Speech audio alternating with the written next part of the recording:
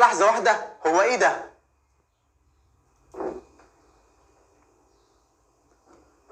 طب ركز معايا كده في الفيديو ده.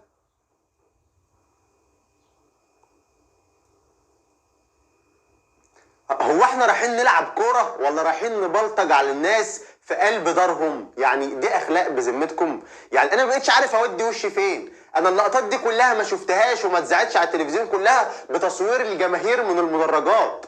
فيعني انا بطالب اتحاد الكرة المصري فورا باتخاذ عقوبات رادعة ضد هؤلاء اللاعبين الذين اعتدوا على حاملي الكرات. يعني واحد ذنبه ايه ده؟ يعني حامل الكرات ده ذنبه ايه انك تجري تضرب حتى لو في بعض الهتافات، بعض الخساره والحزن؟ ده ذنبه ايه انك تعتدي عليه كده؟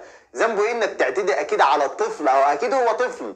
فبلاش دي. انت حضرتك في الملعب، انت ليه تشيل ازازه وتحدفها في المدرجات وانت الله اعلم انت قاصدها في بنت ولا بترميها بشكل عشوائي بالشكل دوت؟ بس واضح ان هي مقصوده ان انت بترميها على حد. فيعني دي اخلاق؟ انتوا عريتونا، انتوا فضحتونا بامانه. انا بعتذر طبعا للشعب المغربي كله عن هذه التصرفات التي لا تمثل الشعب المصري والجماهير المصريه بمختلف انتماءاتها، وايضا لا يمثلون اللاعبين المصريين المحترمين القدوه الحسنه. دول مش متربيين. نحترم الغير، لازم نحترم الناس، لازم نبطل العظمه والعنطزه الكذابه.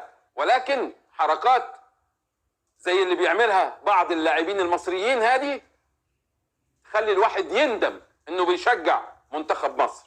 واتمنى المصريين يفهموا كلامي رغم اني عارف اني هتهاجم. حركات صبيانية من لاعبي منتخب مصر الأولمبي تدل على أنهم لاعبين جهلاء قليلين التربية.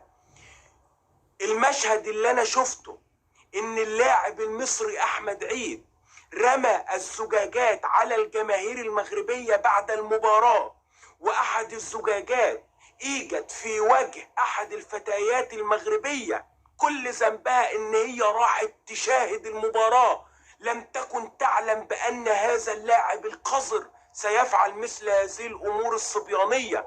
أتمنى إيصال هذه الحلقة لأكبر عدد من الناس، لأن رغم إن مصري لكن أتبرأ زي كل المصريين من هذا اللاعب ومن هؤلاء اللاعبين الذين جعلوا سمعة مصر في الأرض نتيجة لتصرفاتهم الصبيانية. أكيد ما يسلمش على فوز لقجع في مشهد سيء للغاية يدل على انه لاعب عديم التربية، لاعب ما عندوش مخ. واللاعب احمد عيد يشاور للجماهير المغربية بالرشوة ويلقي الزجاجات على الجماهير بعد المباراة، واحد الزجاجات خبطت في وجه احد الفتيات المغربية. كل ده ليه؟ ملعون ابو الكورة، ملعون ابو الكورة لو هتعمل فينا كده او هتوصلنا للحالة دي عشان مجموعة جهلاء، مجموعة كلاب هيبوظوا العلاقة بين الشعبين المصري والمغربي. لكن رغم كل ذلك ورب الكعبة، رغم أنف هؤلاء ورغم أنف التصرفات الصبيانية للاعبي المنتخب المصري الأولمبي، إلا أن العلاقات ستظل جيدة وممتازة مليئة بالأخوة والمحبة والتعاون بين المصريين والمغاربة.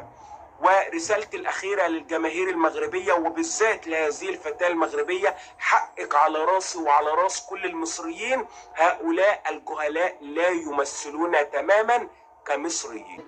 وده طريقه لعب كره القدم، احيانا بتلعب على الاعصاب. اي رياضه على الدنيا انت بتحب تلعب على الاعصاب، بتحب تستغل الحكام، بتحب تستغل ظروف اللعبه عشان تطلع انت باكبر المكاسب الممكنه. لكن الخط الاحمر والحدود التي تكمن في اي رياضه وبالذات كره القدم ان انت بقى توصل لمرحله التعدي. المشادات اللي حصلت، سوء الاخلاق، الكومنتات، موضوع جدا طفولي. يعني كونك تروح ترمي ازازه ميه وترميها على مشجع، انا اطالب ان يتم التحقيق في الامر وفعلا يتم معاقبه اللاعب ده. الموضوع غير مقبول تماما. ولو اللاعب المغربي ده ضرب مشجعه مصريه هنا في استاد القاهره، الموضوع كان يعني هتبقى نفس المجريات كده، محدش هيعمل حاجه زي ما محدش عمل حاجه هناك. لكن عشان انا في الماما افريكا طبعا، لكن لو حصل هنا كنت هقول نفس الكلام ايضا.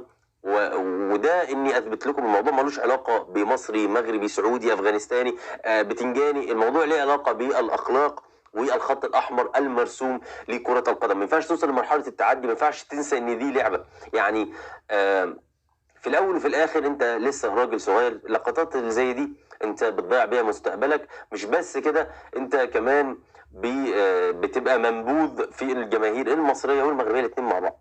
فاتمنى يعني الموضوع ده يتم التحقيق فيه. وزي ما قلت لكم من الحاجات اللي جدا اكرهها ان يتم التعميم. انا ما بحبش التعميم، ما بحبش امسك لاعب